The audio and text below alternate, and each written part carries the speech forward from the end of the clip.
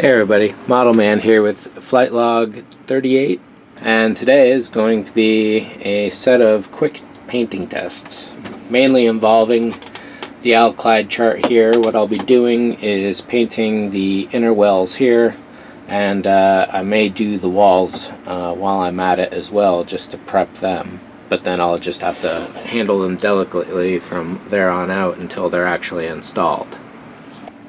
In person, the specific, the specularity of the metals isn't quite as bright, but for these inner wells I'm considering airframe aluminum or stainless steel. Should be 115 at the top and 119 at the bottom there. Really, really nice, especially on camera. The outer hull here, I haven't decided which one of these I'm going to go with yet. Over this long storage between May and October, I've broken each of these struts, I think at each end once now. So I'm going to try and keep them repaired, hopefully. So I'll be doing a primer relatively soon on this one, but what I want to concentrate on now are these wells right here. So I'm going to mask off everything else and spray some paint.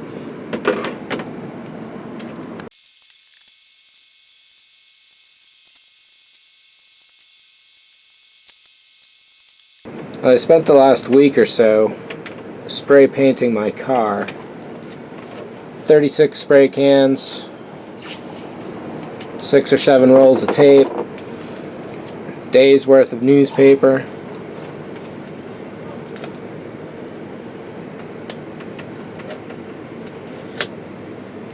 rolls and rolls of contact paper,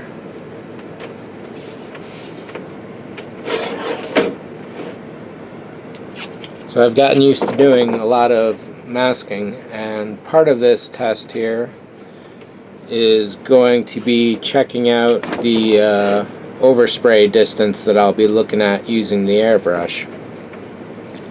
I've been used to working on spray can levels, which I'll probably also be using in here, whereas I needed newspapers to cover up the rest of the car when I was spraying a given color, or lots of stencil cut contact paper.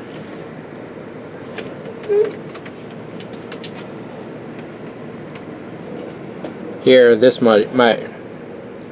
case, this amount of tape might just be enough to protect from any overspray that I'd have to worry about.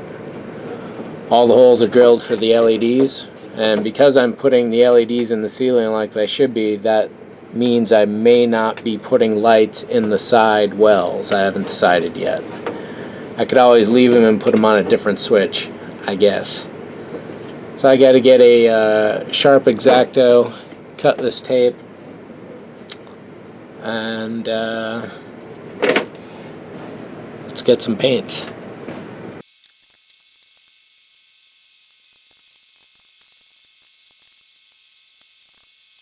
Here's a little device I put together using Ava's epoxy, a standard lid from any given paint jar you own, the straw off a normal paint jar, which happens to have, if it happens to have a nozzle attached, and screw this into any jar you need anytime simply by cleaning it off first.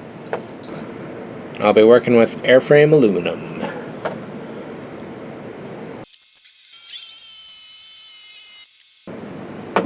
"30 seconds in the paint shaker." So this is actually my first use of the paint booth so far, and what I'm immediately seeing is that even though there's a lot of light in here, having more would even be better. So I'm thinking about putting a ring of lights around to kind of help out. So very little thinner, so I'm going to have to proceed cautiously and resupply on that immediately. If anyone knows a good alternative to this brand, because it's like a 3-hour round trip in some cases if I hit the traffic wrong. And with that, everything is powered up.